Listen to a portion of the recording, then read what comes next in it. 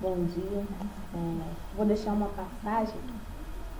Acordei nessa manhã, eu já tinha lido ela e a gente se para, né, para refletir. E muita situação que você passa faz querer você desistir e parar, né? Porque quando você volta aos braços de Jesus, eu garanto que quando você volta não se achando digno da presença dele. Você se acha, você vai, né, todo machucado e muitas vezes você até não se acha digno, né, de ser, né, servo do Senhor. E nessa passagem vai mostrar isso, porque muitas vezes as pessoas te olham e falam, mais um, né, querendo lugar, e não sabe o que você passa na sua vida, não sabe o teu testemunho, porque elas mesmas já esqueceram o testemunho dela, talvez passaram por um processo e endureceram o coração, porque o processo é dolorido, e depois, né, fica tentando fazer com que as outras pessoas também passem pelo mesmo processo doloroso. Só que quando eu voltei para Jesus, eu botei algo no meu coração que seria diferente da primeira vez. Eu sempre tive amor pela alma, né? Mas quando eu leio a Bíblia, eu vejo que a Bíblia não é para matar ninguém, não é para tirar os pedaços que, sabe, diz, se afasta de mim. Não. Deus quer você bem próximo dele.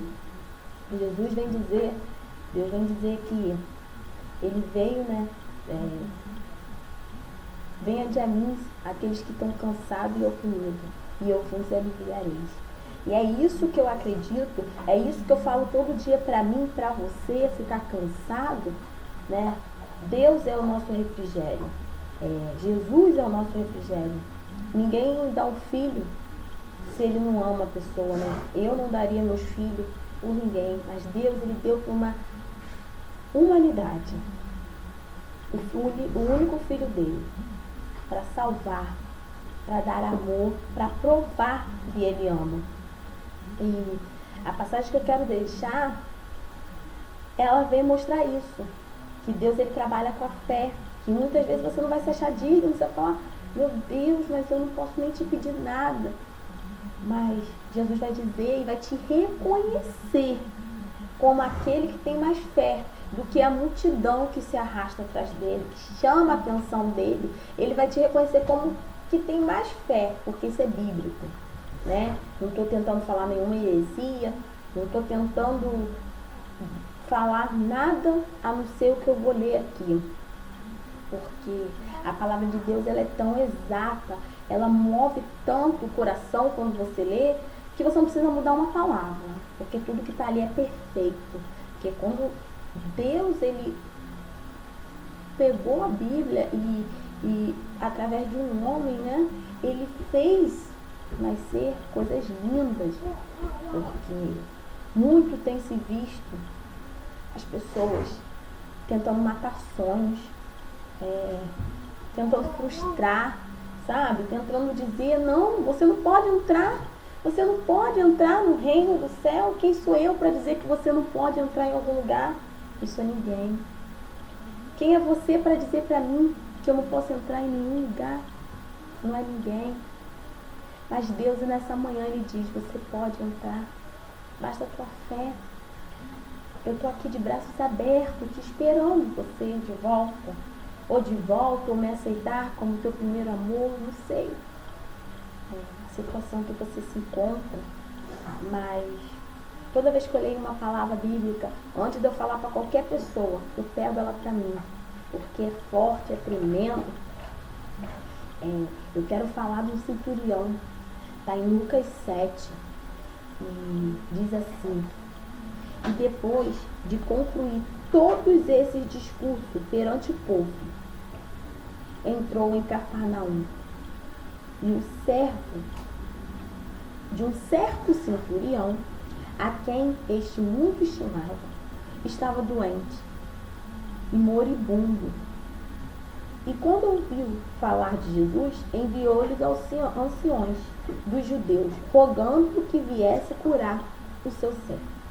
E chegando eles junto de Jesus, rogaram-lhe muito, dizendo: é digno de que lhe conceda isso, porque ama a nossa nação, e ele mesmo nos edificou a sinagoga.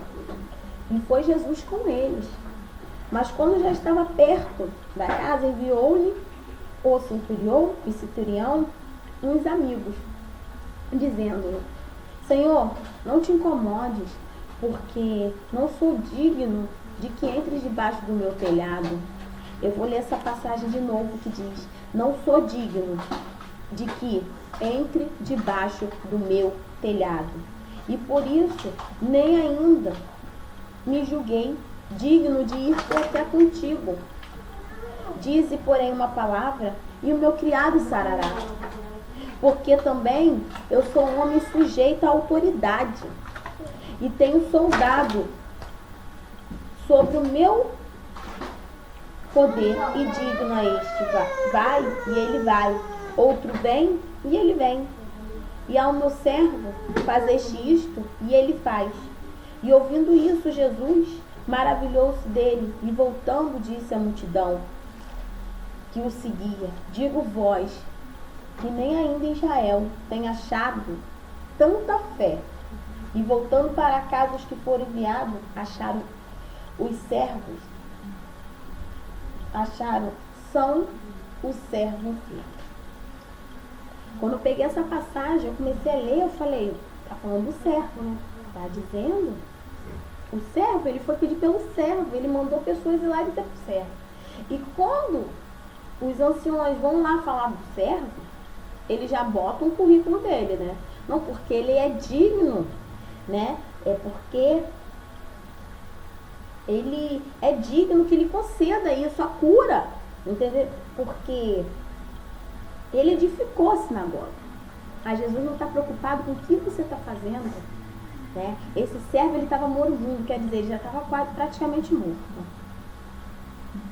O que deve ter chamado a atenção de Jesus naquele momento é quem enviou aqueles homens lá. E quando Jesus vai ao encontro, o centurião manda amigos dele falar com Jesus, para dizer que ele não é digno, que Jesus entra embaixo do telhado dele. E muitas vezes pensamos assim: Jesus não é digno de estar do meu lado, eu não posso servir a Jesus porque eu sou um pecador, eu não presto para nada. Aleluia. Mas esse homem chama a atenção de Jesus quando ele diz: fala daí, que meu servo sarará. Ele já provou que ele tem fé. Como distante Jesus ali ia falar, e aquele servo ia voltar, ia se curar, e ele ainda fala mais, né? Ele vem falar que ele é sujeito à autoridade. Então ele disse que Jesus tinha autoridade, né? Que era só Jesus dar uma ordem que ia acontecer. E nesse momento que ele chama a atenção de Deus, ele chama a atenção de Jesus. E ouvindo isto, Jesus se maravilhou. Imagine Jesus se maravilhando de você nessa manhã, por você ter tamanha fé em só acreditar e dizer isso com a tua boca. Eu acredito na tua autoridade, eu acredito no teu poder, eu acredito na tua transformação, eu acredito no teu renovo, eu acredito. Basta somente crer, basta somente ter fé, porque esse homem, ele não se achava digno. E Jesus volta àquela multidão e diz: aleluia, ainda não vi Israel tem achado tanta fé. E quando eles voltaram para casa, encontraram enfermos são.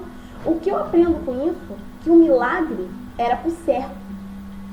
O centurião, ele tinha 2 vezes o coração quebrantado. Primeiro, que ele estava pedindo algo para alguém e não para ele. Segundo, que ele moveu o coração de Jesus pela sua fé de falar. Jesus, ele tem autoridade para mudar a história. Ele tem autoridade, ele não precisa. Né? Você acha que ele precisa de muita gente para fazer milagre? Ele precisa de uma pessoa que realmente acredite no nome dele. Não que arraste a multidão, mas quando precisa ter fé, precisa mostrar o currículo, né? Precisa falar, mas eu fiz. Mas, talvez, aquele servo, talvez não, com certeza aquele servo, Deus não foi ali, Jesus não foi ali para sarar aquele servo pelo que ele edificou na sinagoga. Não.